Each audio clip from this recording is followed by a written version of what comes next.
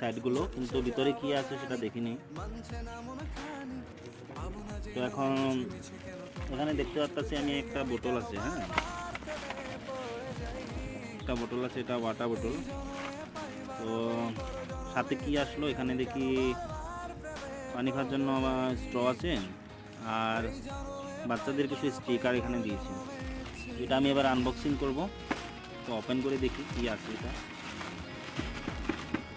ভালো করে খুলে দেখি জিনিসটা, প্রোডাক্টটা কীরকম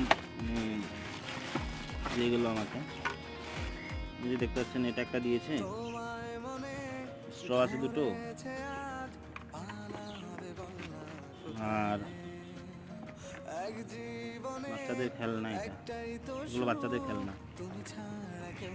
এটা একটা খেলনা, স্টিকার দিয়েছে।